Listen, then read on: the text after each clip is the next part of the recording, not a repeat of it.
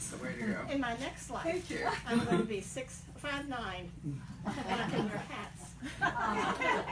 Well, good luck with that. I want to know. I want to know how we stretch you. Good afternoon, everyone. Thank you so much for coming out on this absolutely beautiful October afternoon. So we appreciate your coming indoors here for a little while to share our two authors, Charles Todd on my right and Tasha Alexander on my left. And I'm going to do a brief commercial for the Desert Botanical Garden. Did any of you read the e-news that went out this morning? I mean, are the pumpkins not? They have, we all went last night. I took this, why authors come to Poison Pen. I take them out to dinner to Botanical Gardens. My husband's home cooking for them tonight. But anyway, they have got this astonishing pumpkin thing, and they didn't carve them. They are tall, thin pumpkins. And they have like vines and wood and all. And my favorite is the one on the skateboard. But Dana Stabenow, whom I emailed, thought that the monkey see, do whatever it is. I mean, I can't tell you how cute these are. So as we walked in, there were 2 unicorns with us. That was exciting. As we got to the yucca, but then, well, you tell them.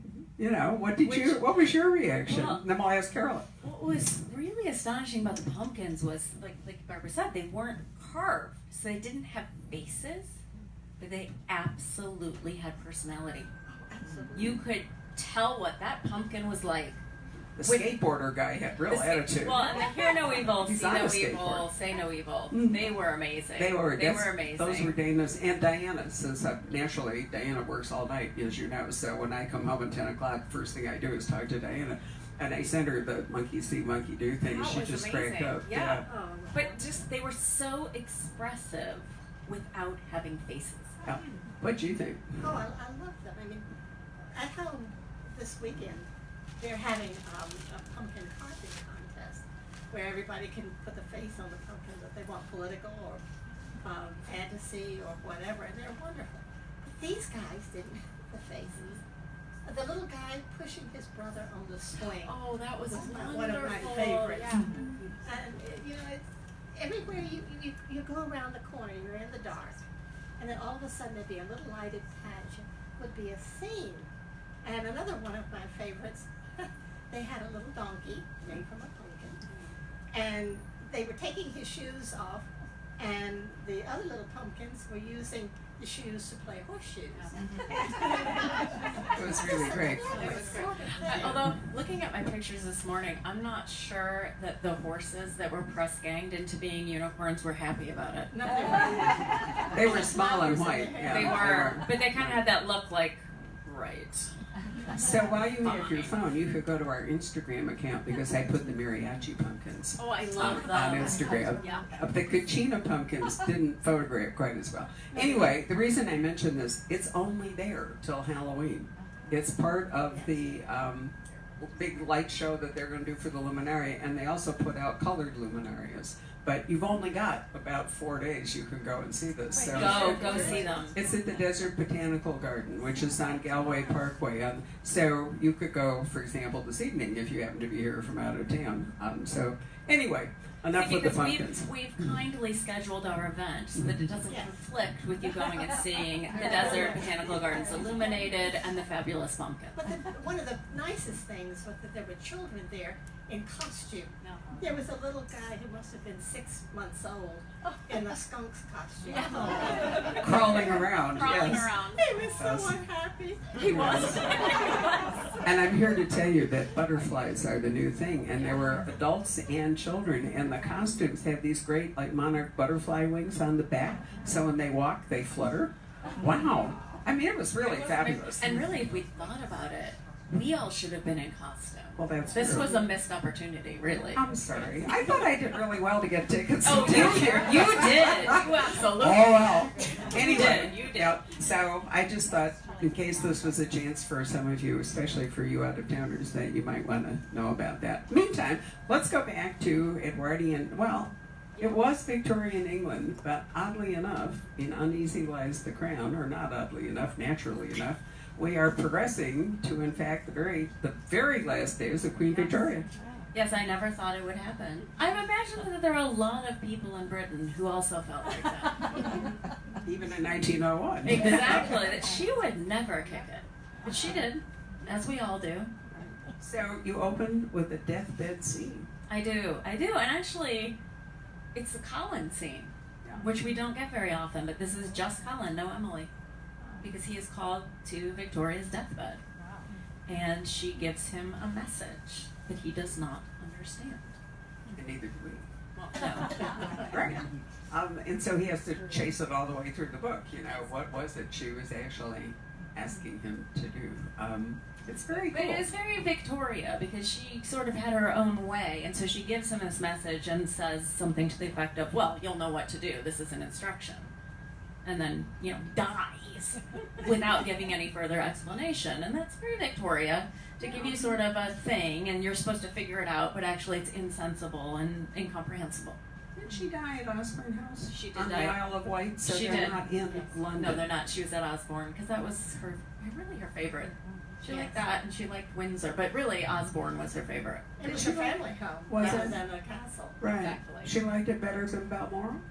I think Oh, so. definitely. Until John Brown came along. Well, that's it, because Albert liked Osborne too, I think, and so. But once John Brown came along, then Balmoral was looking better and better. Well, what did you think of the Victoria series on PBS? With all your research, how did you? I thought it was pretty good. It's just not my favorite. Which is no criticism of it. It is just. I think the more you study Victoria, the more irritated you get with her, honestly. Because she was. Can I think of a polite way to say this? No. She was really a hypocrite. She really was a hypocrite. She should be in control. She should be queen. Other women, yeah, you're screwed. Because you're just a stupid little woman who should be kept down and at home. She was completely anti the suffragette movement. And if you want to style yourself as an empress who should be in charge of this huge empire, why are you good enough to do that, but other women not good enough to do, well, basically anything except breed? She was actually right there in the style of Elizabeth I. Who was Absolutely. famously horrible to women. Exactly.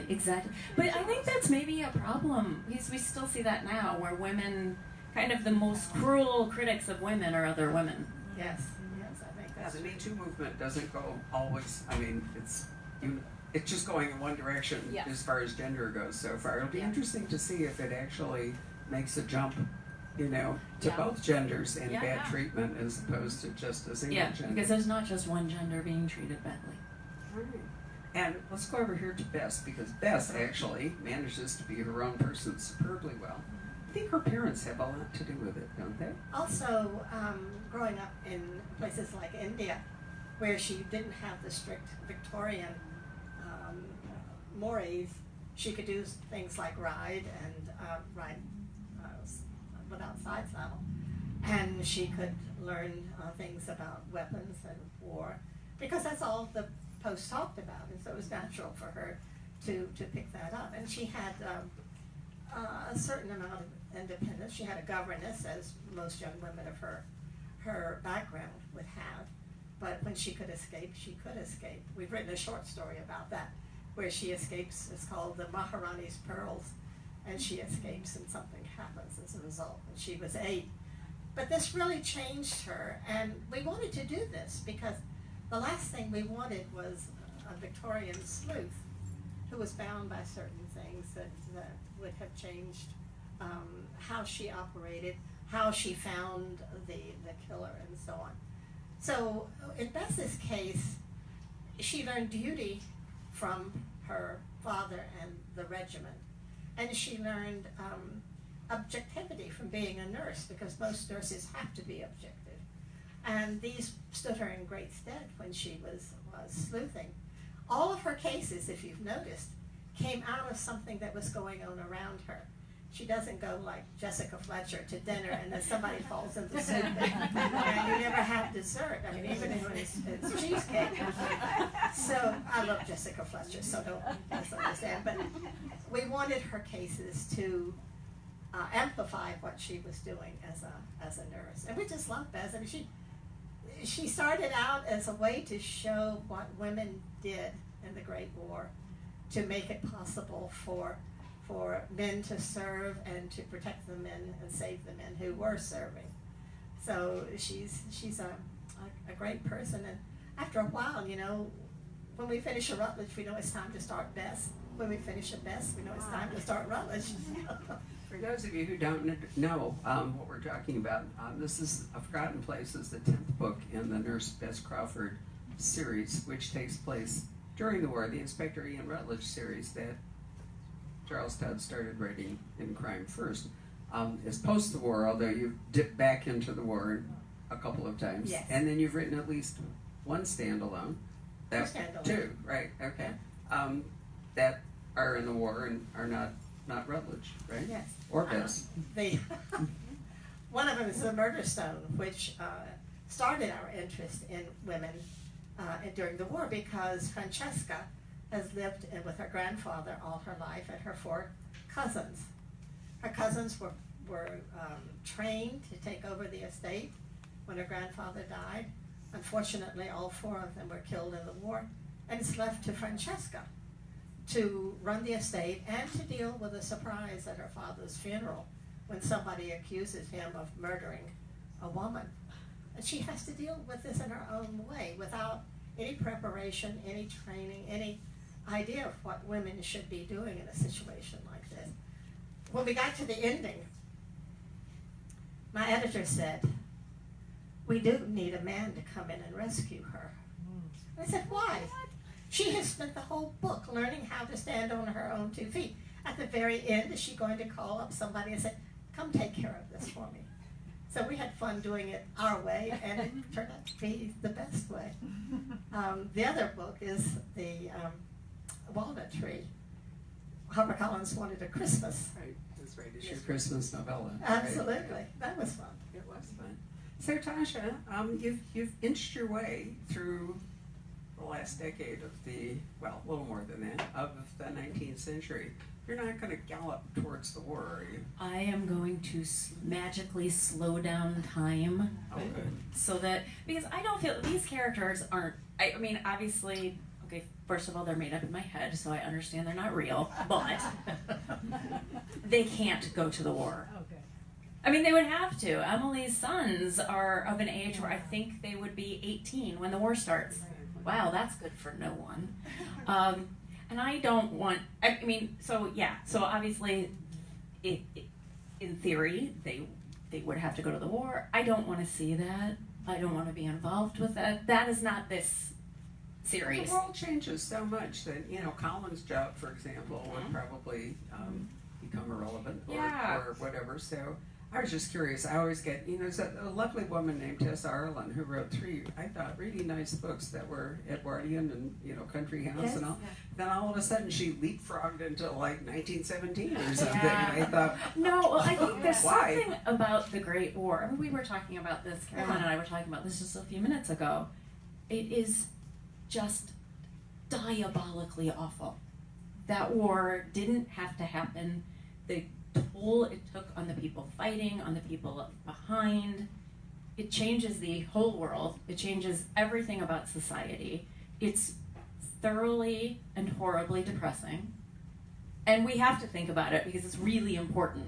But I just feel like these characters, that's not their story. But you're fortunate. You've got all the Edwardian I do. 10 years. Exactly. Rich material. I've to got- go on. I've got and George and Mary for. Oh, absolutely. So that's right. for- I've got 12 more years, and up to now, most of the books take place in a single calendar year. But if I started getting towards, we got to 1912, there could be 3 books in one 1912 instead of, You can go to the Delhi Durbar with George and Mary. I and you would can take, love like, to do 3 that. books, You could one on the indeed. voyage over. The whole But that bit. said, I mean, I would love to write a World War I book, but it wouldn't be these characters. It's just not right for them. It would make me cry. So, why don't we talk for a moment about this handsome essay bound in purple? Yes. Why did you write it, and what is the title mean? Well, I wrote it because you asked me to. Because she's very smart and has really good ideas. So we're hanging around at Tasha and Andrew's fabulous home in Wyoming, and Tasha said that she would have preferred a different title for this book. As is often the case with my books. As is almost always the case for my books, actually. I think of, so I've written 14 books. 13 in the series. 2 have titles that I thought of, 2. Well, clearly you and marketing are not in sync. No, we are really not in sync, and actually I'm about to go to battle again. Oh, okay. Okay, so and the thing is, look, I admit freely, I was not born with the title gene. I am not blessed in that way. You know, before I started writing, I had this image of writers because I was always a big reader, and you would think of the writer in his or her study, wearing a beautifully soft, broken-in cardigan, sitting in front of a fireplace and thinking, now, what will this book be called? I don't work that way. I do have a fireplace, though. But for this book in particular, for one of the rare moments in my career, there was a title that was obvious. The epigraph for the book is the quote from Shakespeare about, "Let us sit and tell sad stories about the death of kings." Because we open with Victoria dying, and the murders in the book, each victim is staged to mimic the death, a gruesome, brutal death of one of the kings of England. So I thought, wow, not only do I have a story, I have a title. This will probably never happen again. But when I turned the book in to my editor last year, he loved the book, but he said, so the title, The Death of Kings. Terrible title, terrible, can't work. Too masculine, too Shakespeare, and it just sounds like work. That's what marketing thought. Sounds like work, sounds like work. And so I think they wanted, Andrew, do you remember, they wanted to call it The Perils of, I always think of it as, it's not, whatever they wanted me to call it, to me sounded like The Perils of Pauline.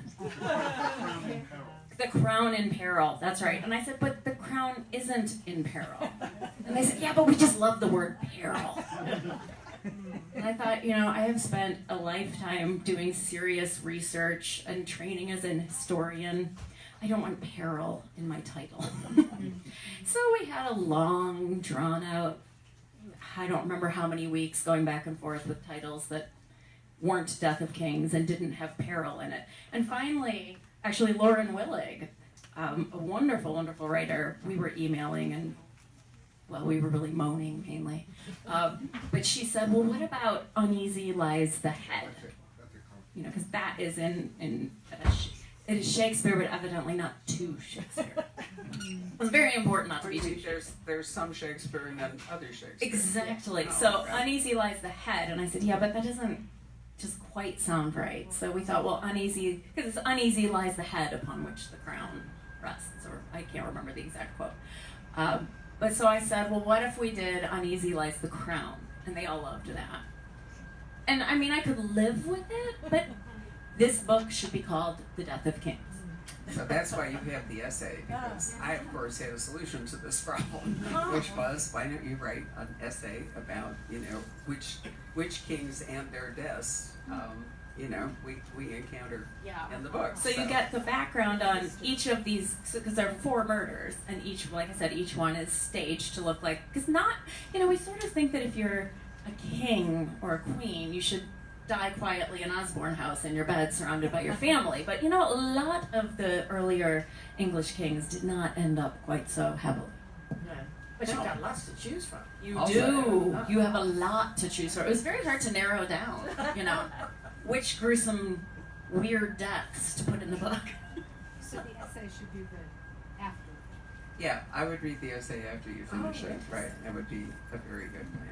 So, Carolyn, we are in a really interesting place. One of the things I've always loved about your books, whether Rutledge or Bess or the 2 standalones, is the landscape of the books. And this time you are on a rocky, windy coast of South Wales. Wow. We were taking a trip to South Wales, and if you know anything about South Wales, they have lots and lots of castles. The Welsh were very smart. What they did was let the Normans build the castles, and as soon as they were built or almost ready, the Welsh would attack, take over the castle, and kick the Normans out. And so there are a lot of these beautiful shells around there. And there are also 3 beautiful peninsulas: the Pembroke, the St. David's, and the Gower.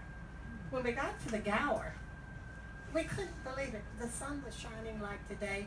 It was warm, and as you came up to the end of the headland, you looked down on a bay that was absolutely stunning.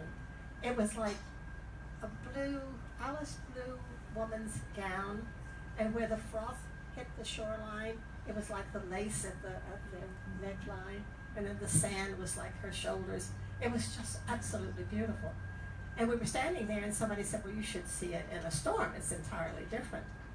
So we got to talking about the storm, and then somebody brought up something that had happened in the past.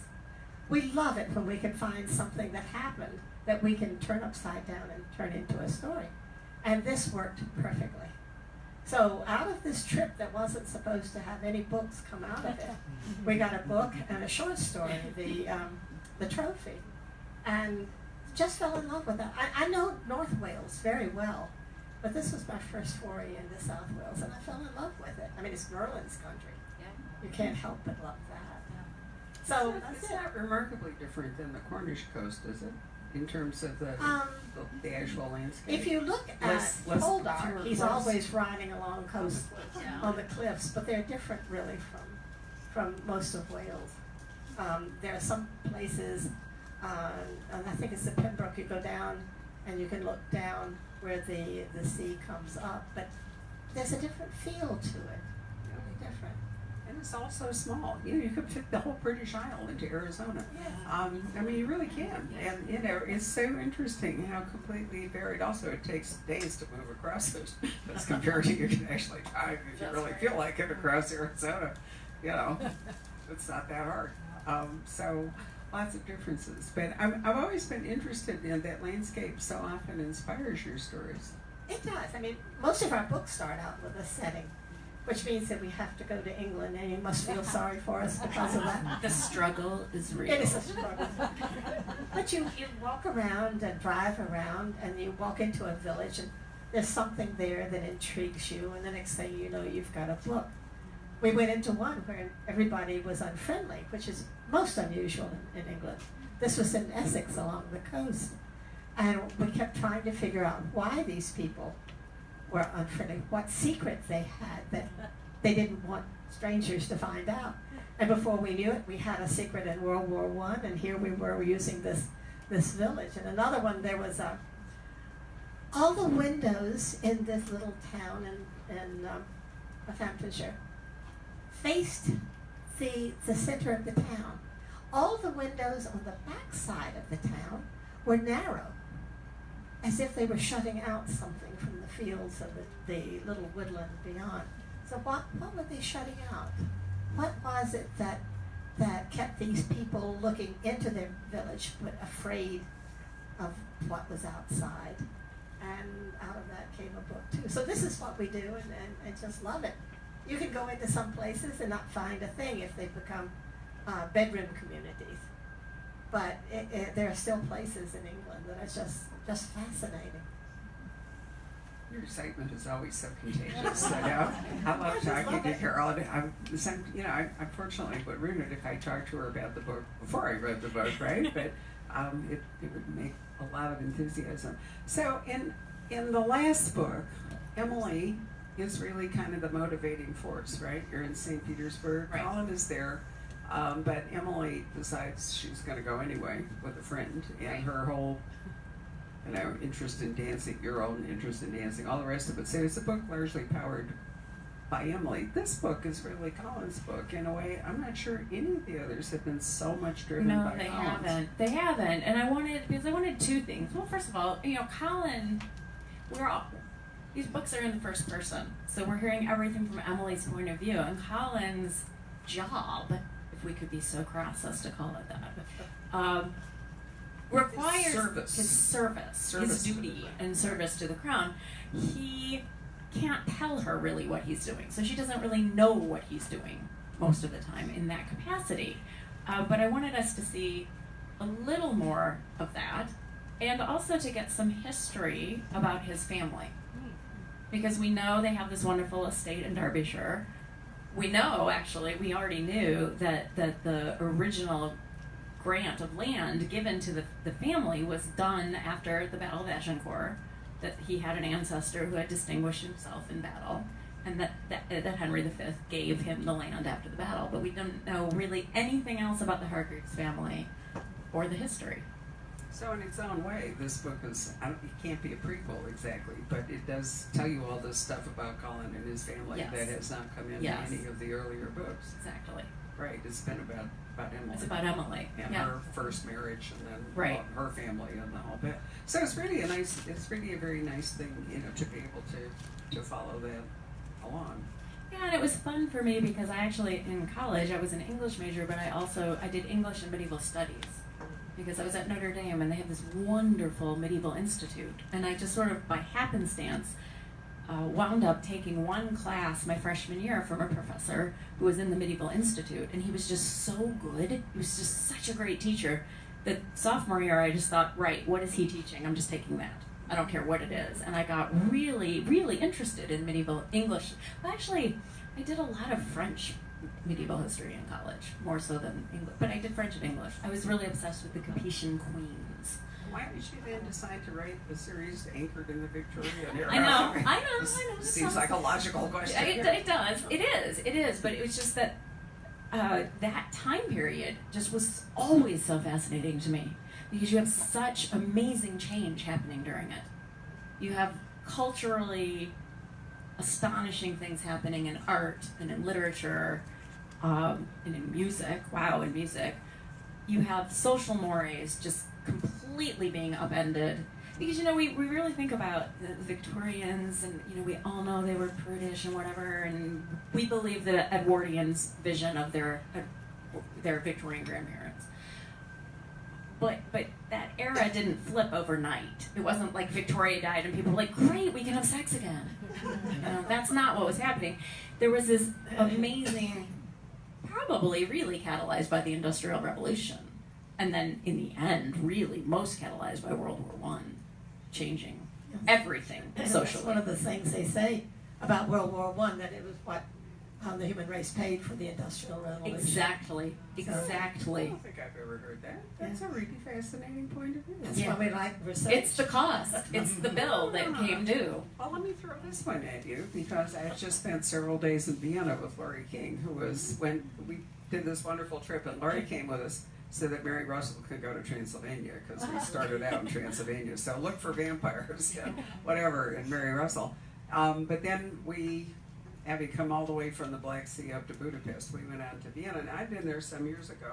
And I also edited a book last year, a mystery, in which it became clear to me that if Franz Joseph had simply died before he got to be 90-something, that Austria would have had a chance to reform. And Austria was really the reason that everybody went to fight. They could have let it go when Franz Ferdinand was assassinated, but the they problem didn't. was that in Croatia, at that time, the Croatian secret police were plotting to do something like this. They were waiting for their opportunity. And then the Archduke, I have allergies at home with ragweed, the Archduke was married to someone his family couldn't stand, and she didn't have precedence as his wife. No, I understand that, but if he could go to, she was somebody important in Croatia as far as the Croatians were concerned. And so he went there. He didn't really need to go there. I'm not arguing that, but my point is, if Franz Joseph had died and Rudolph had had children and hadn't committed suicide Rudolph had lived, or whatever, which is Well, was it extremely, suicide? that was the crux of this whole book. And Rudolph, there's some evidence, actually tried to assassinate Franz Joseph to get rid of him because he had a ridiculous marriage. He married a cousin of the Bavarian ruling family, and they were just crazy. Remember, what's his name that built the Disney Ludwig II. Ludwig, right, who actually, again, drowned mysteriously in a lake. Yeah, Nobody see, ever I found don't him. think Ludwig. No, I we think think he the was doctor murdered. drowned He him, was but whatever. murdered. Anyway, they were crazy. And, and they were cousins. And everyone tried to get Franz Joseph to abandon this idea and marry somebody else. He wouldn't do it. It was a horrible marriage. She was anorexic. They, probably had sex once, and Rudolph was the result. And she was eventually assassinated. Yeah. I mean, the whole thing was horrible. But if in Like, fact her whole life you couldn't make up. No, now, The and stories she has about a Cece. huge imprint in Hungary because she was an equestrian and Yep.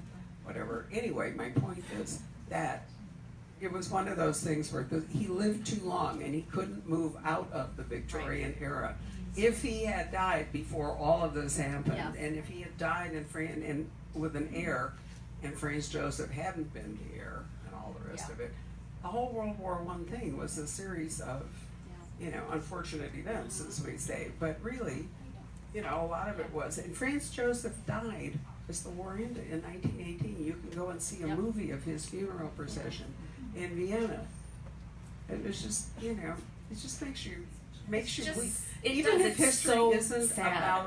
about whole different views of history. One of which is, it's all made by, Right. important men like Napoleon or maybe where we are at the moment. But Franz Joseph is really an example of this theory of history. I'm not being political, forget it. About Franz Joseph being really supporting that idea that sometimes Yeah. particular individuals determine. No, the sometimes course you of get history. quite frequently, I think there's a And person certainly who- the kings that you're talking Yeah. about that die in your book. Yes. Well, and I think the other thing that's really poignant to me about the Victorian era is that we know what's coming. We know there is not Victoria dying, because obviously technically that's when the Victorian age ends, but social mores don't change overnight. What ended that society was the First World War. And we know it's coming. We know what happens after that August, right? But they don't. They don't. And they really think the empire is going to go on forever. They think this is it. This is how the world is going to be from now They on. think there's going to be a constant, enlightenment, a movement towards more rationality and enlightenment, which I think was true in this country until fairly recently. It looked This as is though we about a were all November, progressing. maybe. And then something comes along, and it's not just here. I mean, Hungary's taken a hard right Yeah. turn. We've seen what's going on in Turkey. Yes. Poland. Turkey's been serious. It Erdogan is isn't just horrifying. an American phenomenon, and now Brazil, the new guy, he's going hard right and so forth. So Yeah. there are dynamics, There are. that go Yeah. on that have a tragic effect. Yeah. But we don't know what's happening tomorrow, let alone in a Right. couple weeks. But that's why they say that those who do not know their history are Right. doomed to repeat it. Yeah, absolutely true. It all seems oddly familiar, doesn't it? Well, but I mean, I think one reason people like to read historical fiction is that you know what's lying ahead and how they get there or what's going to happen is really But I think the fascinating. other thing about historical fiction, and this is one of the reasons I love writing it, well, really, there's so many reasons, but when you look at history, people don't change. I mean, we change what we wear and what language we use and details of our social lives, but the things that fundamentally matter to humans don't change. I mean, if we go to ancient Greece, they cared about the same things we care about, right? And sometimes it's much easier to look at people in the past, particularly in fiction, and say, oh, well, it's so obvious that this was ridiculous that they were doing, and that didn't make sense, and this is great, and we like this. It's much easier to look at that at arm's length than to look at ourselves now and say, look at what's happening. And analyze Or it. as I just did, it's easier to blame people for things that they did or didn't do. But there's another aspect of this. A lot of people have told me that they hated history in school because they were forced to remember dates and battles and Yeah. kings and not what was really going on. Yeah. And they find history in historical novels that is palatable, Yes. that they can enjoy. And I think this is a wonderful way of... Because it's a story. And that's the Yes, thing with it's a history. story. History's always a story. But That's if right. you have to just memorize 1066 and all that, you're not pulled into the story necessarily. That's right, you know nothing about the people. Yeah. So let me ask you, this is the 10th best, and we've talked about this before. The war is over. In your last book, the Well, armistice. the fighting is over. Well, yes, Right. sorry. The war doesn't end until the Treaty of Versailles. Right. So- That's right. We have to go all the way into 1919. Well, we're not going quite that far. We're not going to go there. Well, eventually, unless you're going to not write any more Bess. Well, we're not going into 1919 with the Versailles Treaty. We're going to 1919 with something very different. Oh, okay. So, in the next book, Beth goes to France on a mission from one of the matrons in the Queen Alexandra's, her nursing service. It's supposed to be a brief mission. She gets there, and there are problems that she has to deal with. But it's also a time when she suddenly realizes, I mean, in this book, she dealt with the amputees after the war who didn't have a parade. It didn't have bands playing, confetti falling. These were the people who were left behind by the war. Didn't even have jobs to go back to. That's right. Or couldn't do jobs that they Absolutely. could go back to. And so in this book, she understands that really her service as a battlefield nurse is coming to an end. So what's she going to do? By English standards of the Victorian period, at 25 or 26, she's an old maid. But she also doesn't think she wants to do nursing in a hospital where it's gallbladder attacks and kidney stones and things like that. So she's going to have to rethink the future. And what she decides about her future in the book after that, when she goes to a wedding in Ireland, she's either going to flee from what she decides or go satisfied with what she decides. And she hasn't told us yet. So we're waiting to find out. I asked this question because it's my constant anxiety that she'll stop writing Bess, you know, so. That's not happening. No, Not so allowed. I'm always relieved to know that, you know, this is going on. I mean, Rutledge may go forever, but Bess, I was never sure if you were going to Well, continue. we didn't know. I mean, when we first introduced Beth to our editor, telling her we wanted to write this book, it was in May. We were in New York for the Edgar weekend, and mentioned this to her, and she said, "Oh, could you have this by September?" No. So it took us a year to do that, but we felt comfortable enough with Rutledge that we could add a second series.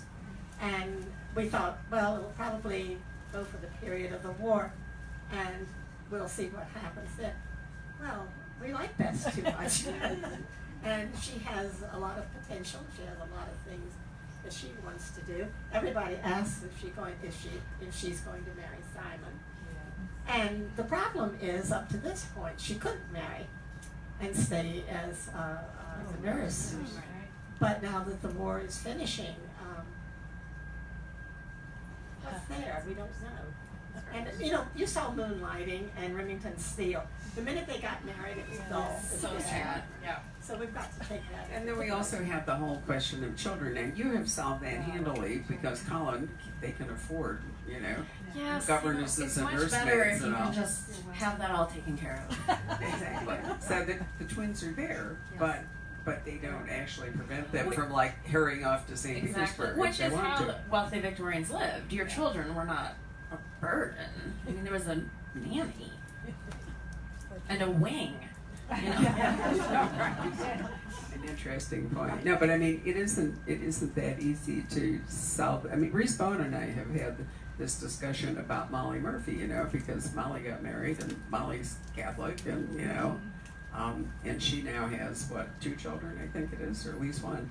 Anyway, you know, she's not able to afford that kind of child-rearing environment, so it makes it extremely difficult for her to be going off to do things. Plus, you know, she's constantly at risk, and her children are at risk because there's nobody really to look after them if something happens to her. So it's all a different ballgame. It is, and as a woman in that time period, if you got married, you were having children. I mean, there wasn't reliable birth control. That's right. Well, unless there was a medical thing A or medical something, thing, which right, you but- could make up, but that seems sort of... But it's really kind of contrived. But Yes. Still, it happened. There It- were oh, people, absolutely there were did. couples that never Absolutely. had children No, or it's only had one Yeah. child, although... But you also have the specter of the danger of childbirth hanging over you in that time period, which is something I think we can forget a lot, because there was no woman in Victorian England who didn't know people who died in childbirth. Everyone had children. Either you had a miscarriage or you had lost children to childhood diseases. It was a very different world than what we're used to. They didn't even figure out puerperal fever until the 20th century. right. You know, wash your hands. Wash They your used to go, hands. the midwife would go from delivery to delivery and never even think about washing That's hands, right, which is, you know, how they managed to. But you know, it's interesting. We've done some genealogy trying to figure out some things in England. A lot of men who lost their wives in childbirth and had small children married her single sister. And this is an interesting. It's almost Yeah. biblical. No, it sounds it like is. Ruth. It really is, Yeah. isn't it? Yeah. But that was really a thing. It was very common. Yeah. And kind of creepy, really. Yeah. I don't know if I would like to be the sister, the second choice. Or maybe she was the first choice and we didn't know it. That could be. until- We can hope that. Yeah, but then we have to Novelist start in wondering here, about right? why she died in Why did he childbirth. marry the other sister? Critical question, right? Whatever it is. But actually, if you really think about it, it was a tough row if you were an unwed, you know, woman on the Yes. shelf or whatever, and maybe some of them were perfectly happy to, you Yeah, know. some of them were milliners, made hats. Some went into the dressmaking business. Those who were educated became governesses. But there weren't many choices, and for the lower class, and many times the only choice you had was prostitution, which was, you know, very difficult and very, Very high risk.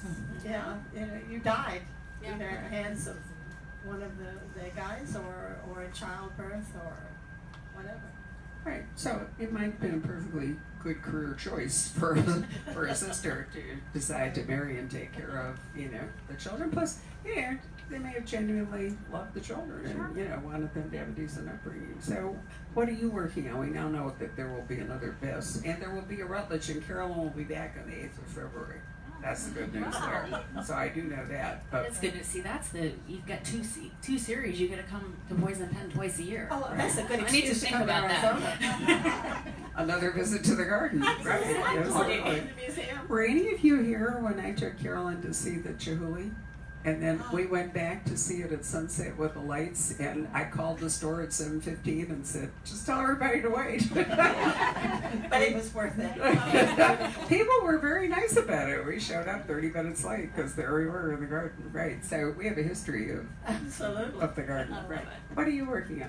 Well, I actually just finished. Well, I turned in, and my editor loves, thank God, make sacrifices to whatever appropriate God there is. The next book, Emily is in the untitled next book. Emily is in Pompeii, and I've wanted to write this book forever because Pompeii has just fascinated me since I was a very small child and read an article in National Geographic about it. These images are just so amazing. Have you been there? Yes, of course. Mhm.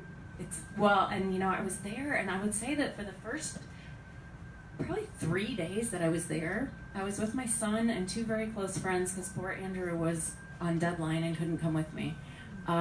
We were so overwhelmed. It's just such an overwhelming sight.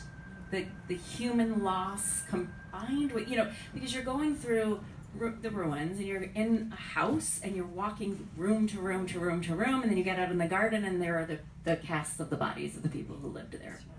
And we were so overwhelmed for, I would say, the first 3 days, we almost couldn't even speak. We just kept saying, there are no words. What do we even do with this? You know, it's just so much emotionally to take on. Did you go to Herculaneum? No. Oh, Regrettably. you got to go to Herculaneum. Because Herculaneum, when Vesuvius erupted, I remember when I was a kid, because I had read this article and I was really fascinated by it. And when I was a kid, the conventional wisdom was that, so the Romans didn't know that Vesuvius was an active volcano. So it wasn't like now, people who live in Naples, you're like, hi, people. Vesuvius, why are you here? They didn't know. They had no reason to think it would erupt. And they hadn't scientifically made the connection between seismic activity and volcanic activity. Robert Harris wrote brilliantly about Yes. that. What is the Pompeii. It's called Pompeii. It's called Pompeii. I read it. I just Yeah, didn't remember no, it's the called title. Pompeii. But it was like I just love the way he would say that there would be we know that they were science yes. and all, but the people in the book, of course, had no idea. Well, because why in fact all you these have things were happening. Vulcan was the god responsible for volcanoes, hence our word volcano. But Neptune was in charge of earthquakes. They weren't connecting those two events. So when Vesuvius erupted, we all know about Pompeii. There are all these bodies. The ash fell. Basically what happened, the reason we have these casts is because when the archaeologists in the middle of the 19th century, after Italy was unified, there was a guy called Fiorelli, who was the first person to kind of scientize the excavations at Pompeii. And he figured out what would happen is they would dig through these layers, the hardened layer of ash, and come to a cavity that was where a person had been. So what would happen is, so you're, unfortunately still in Pompeii and Vesuvius is erupting, and you die and collapse, and ash covers you. But it's porous, so your body decays, but slowly enough that the ash has hardened around you before your body decays. So you have a perfect cast of what this person looked like, what this person was wearing. Yeah, you can see their faces, you can see their clothing, you can see, it's really astonishing. And Fiorelli perfected the technique of of getting plaster into these cavities, letting it harden, and then carefully excavating the hardened ash around so that you have this three-dimensional image of the person or animal, because there are a lot of animals too who died. But Herculaneum, which is only a few miles away from Pompeii, they didn't find any bodies. Almost no bodies. And so when I was a kid, the conventional wisdom was that, well, for whatever reason, the people in Herculaneum were like, giant cloud over mountain, let's leave, right? And that the people in Pompeii were sort of like, giant cloud over Vesuvius, yeah, we're good. But this is not at all what happened. And what I find this so astonishing, what changed the entire scientific view of what happened in 79 AD was when Mount St. Helens erupted in, was it 1980? 80, 81? Somewhere around there. That was the first time that volcanologists had ever witnessed a pyroclastic flow of that sort. So the pyroclastic flow is when you get this cloud of hot, really it's gases mainly, that sweep through incredibly quickly and just decimate everything, right? So when Vesuvius erupts, you've got Pompeii here, right? And it's, regular kind of eruption. Actually what we call a Plinian eruption, because Pliny the Younger was actually watching all this from a villa and later wrote a letter to the Roman historian Tacitus, I should say, I'm not being Latin. But at any rate, so the ash falls, and it's a normal kind of thing that we're used to. And it took a while. When the volcano first exploded, they had another 24 hours. A lot of people actually fled Pompeii. Herculaneum, however, the cloud comes up over Vesuvius and is sitting there for its 24 hours or whatever. But they get hit with this pyroclastic flow. They did not have time to leave because they were just all annihilated by this. The gases were more than 900 degrees Fahrenheit, so hot that the oxygen, and it's poisonous gases, right? Oxygen is completely sucked out of the atmosphere to the point that if you go to Herculaneum, the wood did not burn. It was so hot and there was no oxygen, right? The wood was instantly carbonized. So if you go to the ruins in Herculaneum, the wooden shutters are still on the windows, the doors are there, furniture, you've got like a baby's cradle that's made out of wood, nothing burned. And the reason, so they figured out about when they saw, because Pliny describes this in his letter, right? And scientists were sort of like, yeah, well, this dude watching this volcano, what does he know? It doesn't make any sense given what we've seen. Then Mount St. Helens erupts, and they say, whoa, hang on. He described this exactly as it happened, and that's why we now call it a Plinian eruption. But in the early 80s, after that, they're doing excavations at Herculaneum. Because Herculaneum, Pompeii, a lot of Pompeii has been excavated. Very little of Herculaneum has been excavated, and that is because there is a modern city over it called Ercolano. It is an absolute dump. Okay, I mean, it is.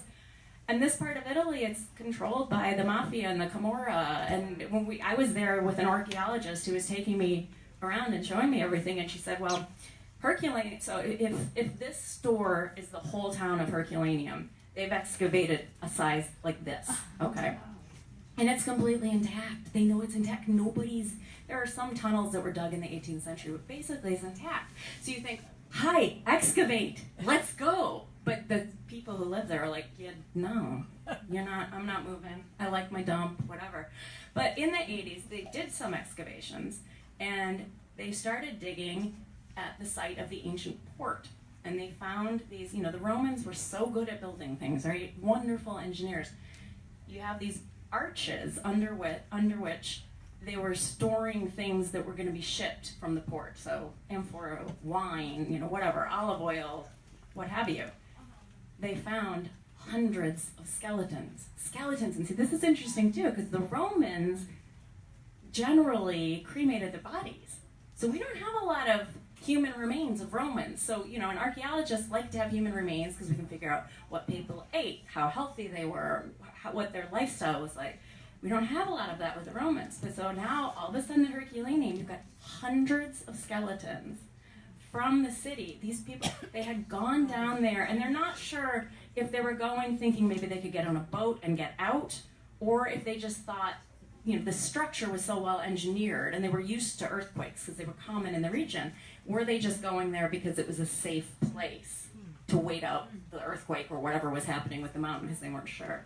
But it's a treasure trove for scientists and archaeologists because there are slaves, there are wealthy people, there are people from a whole cross-section of Roman society, and they've learned fascinating stuff, like that the slaves in the cities, if you were a Roman slave in a salt mine, that's a different conversation. But if you were a house slave in Herculaneum or in Campania somewhere, you were eating the same things that your masters were eating, and they were quite healthy. It's really been a treasure trove for archaeologists to learn about Roman daily life. So does Emily go to Herculaneum? She does, and she has a very bad day in Herculaneum. That's all we want to know. Right. It was wonderful. You can see that we history geeks. I know, sorry. Now you're like, can she stop talking about it? No, it's actually fascinating. And only last week they've discovered some whole new thing in Pompeii. So Pompeii, it's going to go on forever. Extraordinary what they keep finding. Well, and in fact, this archaeologist who took me around, she was saying, like, the Forum in Herculaneum, they've excavated a tiny corner of it, and the mayor of Orcolano actually got the city to buy 3 houses that are right above the Forum. See, the difference is Pompeii had the ashfall rate, but we had the pyroclastic flow in Herculaneum. That settles into solid rock. So there is 80 to 120 feet of solid rock over Herculaneum, whereas with Pompeii, that ash was a little easier to excavate. Well, Emily probably won't make it through the solid rock, but nonetheless, we can. Well, we had bourbon excavators who did that for her. Any of you have questions that you would like to ask our authors, or are we all now blitzed with Herculaneum? Go to Herculaneum, I'm telling you. All right, try to avoid the Camara. That's the trouble. Well, because the archaeologist said that 2 weeks before we had been there were some archaeologists who were digging in a new area. And they came across a cache of Camorra weapons that had been buried. And then you don't really do well if you piss off the Camorra. No, not at all. Seriously, does anyone have a question? No? I saw a hand sort of move, but yes. I had a question For Carol? How does it work? So you and your son work together, right? To write these, or that at least that's what one of the book covers kind of shows. How does that work? When we decided to write together, it was more, can we do it? And it took us 2 years to figure out how to write together, much less how to write. We discovered that if he does one thing and I do another, then we both are at a disadvantage. If he knows what's happening in chapter 2, but I'm still writing chapter 1, we're going to have a problem that's going to have to be worked out. So we finally decided, there's no such thing as collaboration for dummies, or at least there wasn't when we started. So we learned that we each had to know everything the other person does. And so we work it scene by scene. I can't outline. He could, but I said I didn't outline in high school. I couldn't outline in college. I couldn't outline in grad school. I'm not about to start now. So he learned not to outline, and he found it far more interesting. Because as we're building, the first chapter is the hardest to write. It takes, sometimes 2 or 3 weeks. to get that started, and you know exactly where it's going from there. And since we don't outline, we follow the characters. About 30 pages from the end, we figure out who did it, because the characters are already doing things that indicate what might have really happened. So it's just the easiest way to do it. I have about 3,000 books on World War One. He has about 3,000 books on World War One. If I find something of interest, I send it to him and vice versa. Although he has an easier time putting things into Word for me than I have putting things into Word for him.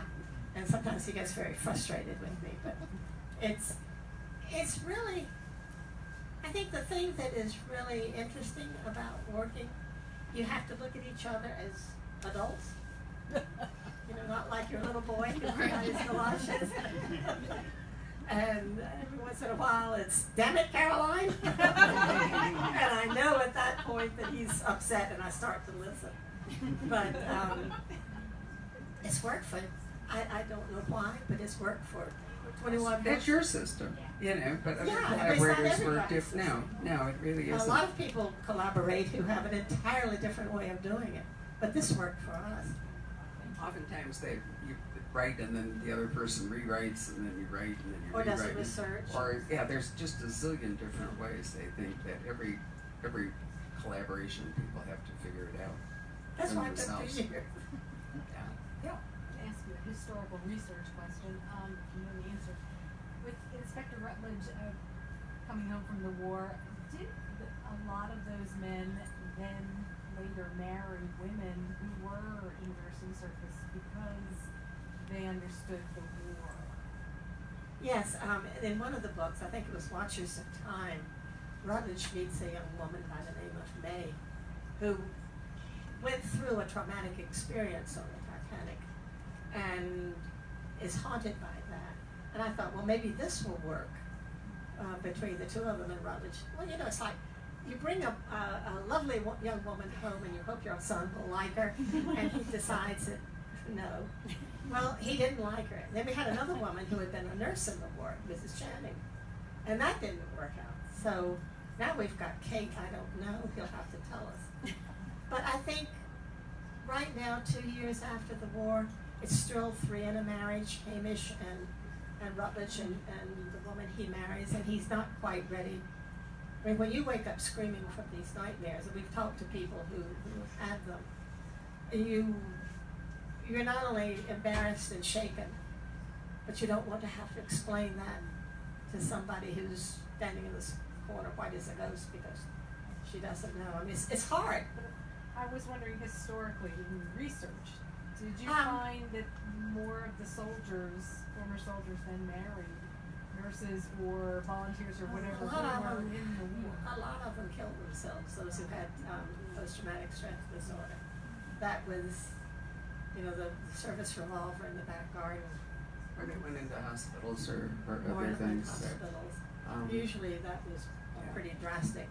And the social system was still pretty rigid, even after World War I in England, and so people of different classes didn't necessarily leap those social boundaries, even if they had while the fighting was going on. So a lot of them went back to their regular lives, and you know, it's hard to say. I think in World War II that was more of a phenomenon, you know, but also women in World War II served in other capacities besides nurses, you know, which probably made a difference too. There was one. Hello, you're back. So this gives me a moment, now that we have Pat back, to say thank you for our Facebook audience and wishing you a very happy Halloween.